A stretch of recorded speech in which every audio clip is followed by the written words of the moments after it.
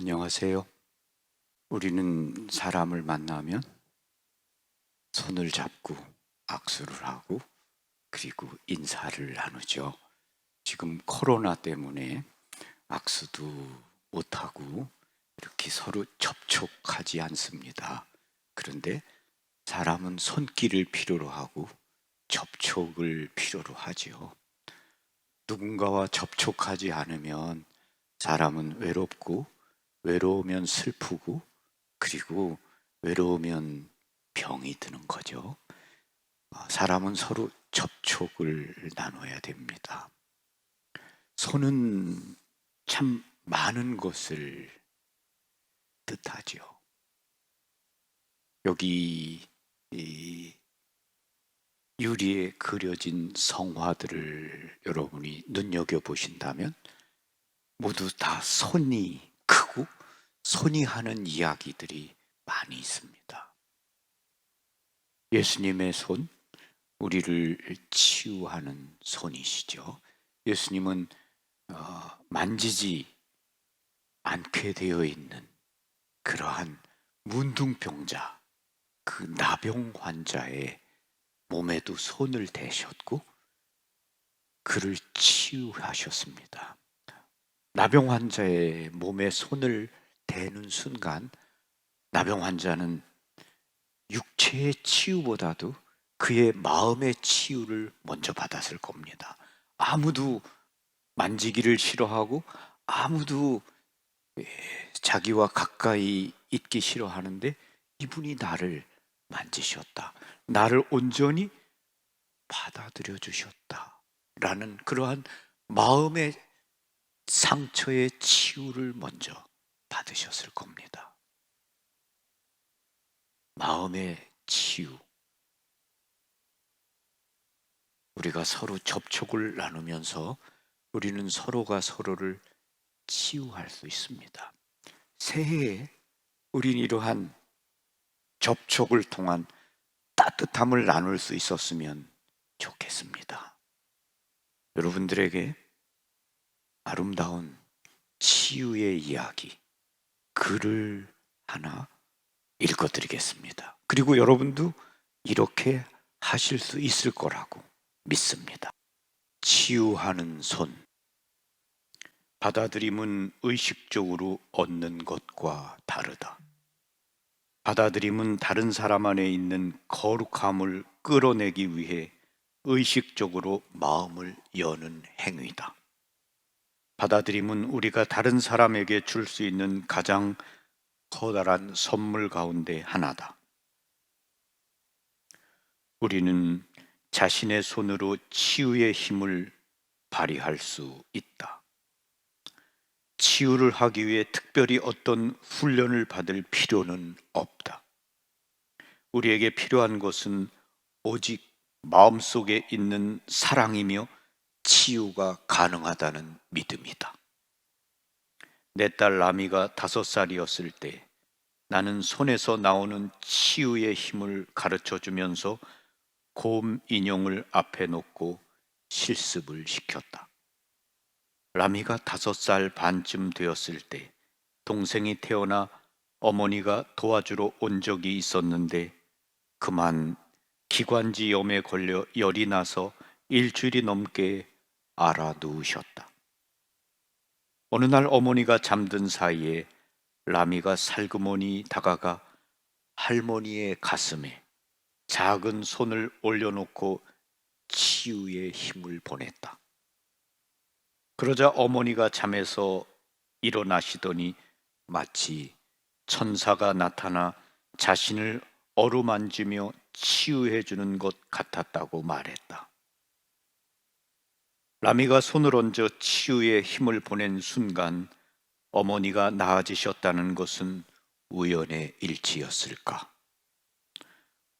우연이었는지도 모르지만 우리는 어린 라미가 할머니에게 사랑하는 마음으로 손을 얹어 치유의 문을 활짝 열어놓았다고 생각한다. 최근 상담에서 한 여인이 남편 이야기를 털어놓았다. 그는 1년이 넘도록 무릎에 통증을 느껴 의사를 5명이나 만났는데 저마다 의견이 달랐다.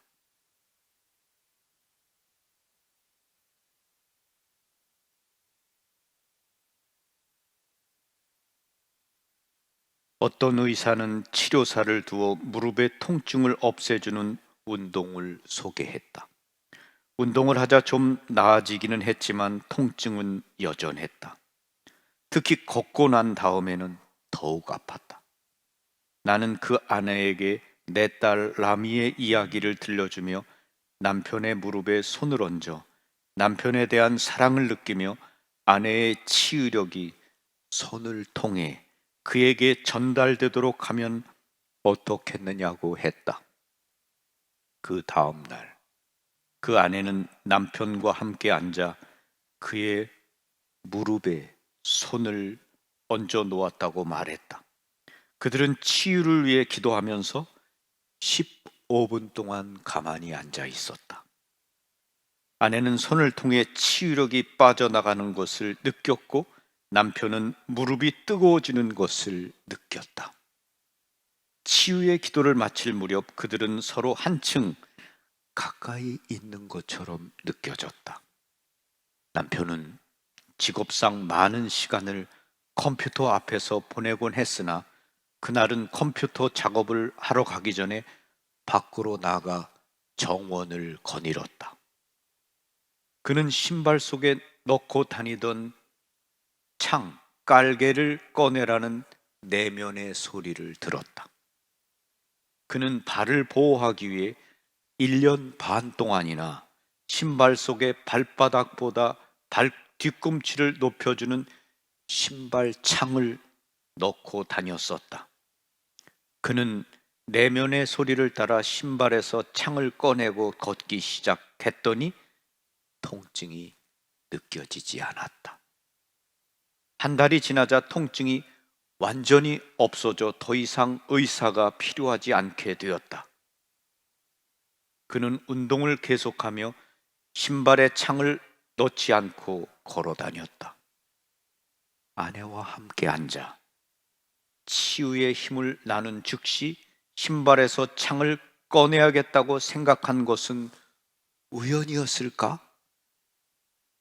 아내와 함께한 치유의 시간은 마음속에 있는 드높은 지혜의 문을 열어 무엇이 필요한지 이해하게 해 주었다. 사람들은 성관계가 아니면 서로를 어루만져 주려고 하지 않는다. 성관계를 떠나 서로를 만져주며 사랑하고 치유해 주는 것은 한층 관계를 친밀하게 해준다. 나는 상태가 좋지 않거나 몸에 통증이 있을 때 아내가 손을 얹어주는 것을 좋아한다. 아내가 손을 얹어줄 때면 마음이 편안해지며 보호받고 있다는 느낌이 든다. 나는 늘 아내와 아이들을 어루만져 준다. 한때 팔꿈치가 부러져 통증을 느낀 적이 있었다.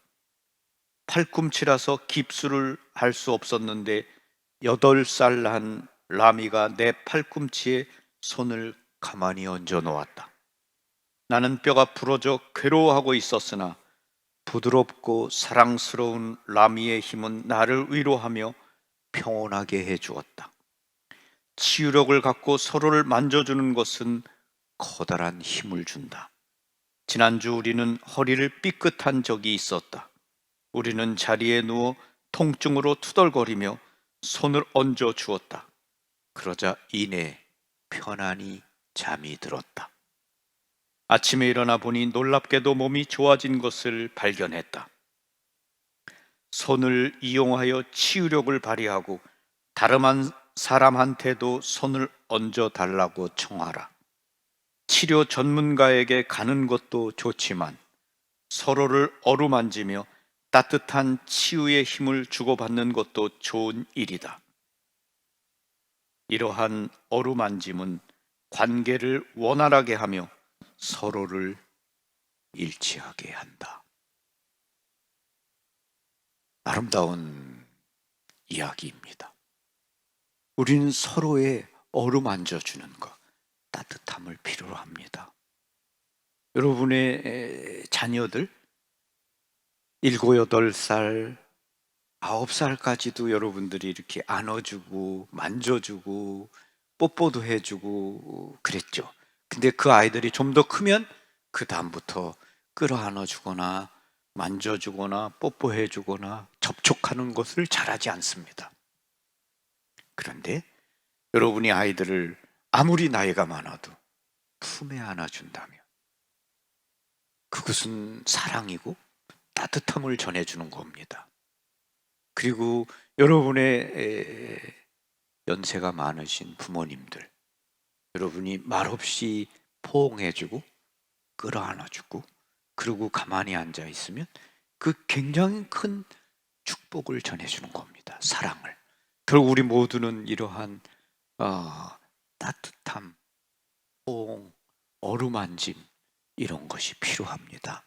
새해에 우리가 할 수 있는 아주 좋은 겁니다. 그리고 여러분이 이 사람의 이야기에서처럼 아프다 그랬을 때 여러분의 손을 얹고 그가 정말 낫기를 바라면서 여러분이 기도해 주는 것, 그것은 굉장히 큰 힘을 발휘하고 또 마음의 위로를 주고 따뜻함을 건네주는 것이라고 생각합니다. 예수님은 어루만지시는 분이셨고 손을 얹어서 치유하셨습니다. 우리도 우리의 손을 얹으면서 우리의 사랑과 따뜻함을 나눌 수 있다고 생각합니다. 우리가 어렸을 때 우리가 배가 아프면 우리가 그렇지 않았습니까? 엄마가 우리 손을 이렇게 쓱쓱 문질러 주면서 내 손은 약손이다. 그리고 내 배는 똥배다. 그래서 이렇게 잘 나라고. 이런 것이 우리도 모르는 사이에 함께 나누었던 치유하는 힘이 아닌가 생각합니다. 우리 마음에는 우리가 전해줄 수 있는 것보다 더 큰 사랑이 있고 그 사랑을 전하는 데 있어서 우리의 손은 통로가 된다고 생각합니다. 우리가 코로나로 이렇게 비대면이다, 접촉하지 마라, 만지지 마라 그러지만 우리는 대면을 해야 되고 또 따뜻함 이런 손길을 필요로 하는 사람들입니다. 우리 가족들끼리 서로 따뜻한 손길을 나누면서 정말 사랑을 나누는 그러한 생활을 해야 하겠습니다. 그리고 묵주의 기도가 정말 아름다운 기도인 것은 우리가 묵주알을 이렇게 잡고 바로 접촉을 하면서 성모님의 손을 잡고 있는 그런 느낌을 가지고 우리가 손으로 접촉하면서 우리 기도하잖아요. 그래서 또 묵주 기도가 더 건강하고 또 우리에게 평화를 주는 기도가 된다고 생각합니다. 여러분 서로 정말 따뜻함을 나누면서 사랑이 가득한 새해를 보내시기를 바랍니다. 아멘. 감사합니다.